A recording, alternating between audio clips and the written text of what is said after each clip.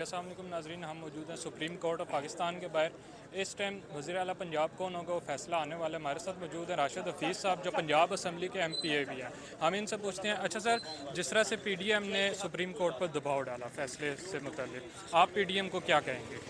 دیکھیے، میرا نہیں خیال کہ عدالتیں کبھی بھی کسی دباؤ میں آ سکتی ہیں۔ لوگ شور ڈالتے رہتے ہیں، لیکن عدالتوں نے اپنا کام کرنا ہوتا ہے۔ جس ڈیٹیل سے فیصلہ جس طرح ڈیٹیل سے یہ جرا ہوئی، جس ڈیٹیل سے بحث ہوئی، تمام وکلاء نے اپنے اپنے جو تحفظات تھے وہ بیان کیے، اپنے دلائل دیے، تو ہمیں امید تو بڑی ہے کہ انشاءاللہ تعالی میرٹ پہ فیصلہ دیتے ہوئے چودھری پرویز الہی صاحب کو جو ڈکلیئر کیا جائے گا ایز اے چیف منسٹر، کیونکہ میں نہیں سمجھتا کسی حوالے سے بھی کسی اقلیتی جس نے کم ووٹیں لیے ہوں اس کو آپ بنا سکتے ہیں وزیر اعلیٰ۔ تو انشاءاللہ تعالی آج کا جو فیصلہ ہے پاکستان تحریک انصاف کے حق میں ہوگا، ہمیں عدالتوں سے بڑی امید ہے۔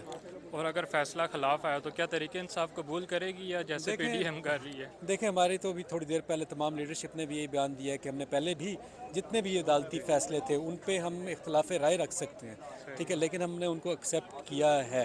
ہم نے کسی بھی عدالتی فیصلے کا بائیکاٹ آج تک نہیں کیا۔ ہمارا یہی تھا کہ ہم نے فیصلہ کرنا ہے، تو انشاءاللہ تعالی جو ہماری لیڈرشپ نے فیصلہ کیا ہے کہ ہم اس فیصلے پہ اپنے تحفظات ضرور دیں گے اگر کوئی ہمارے خلاف آتا ہے، لیکن ہم اس کے خلاف کسی حوالے سے بھی نہیں جا سکتے۔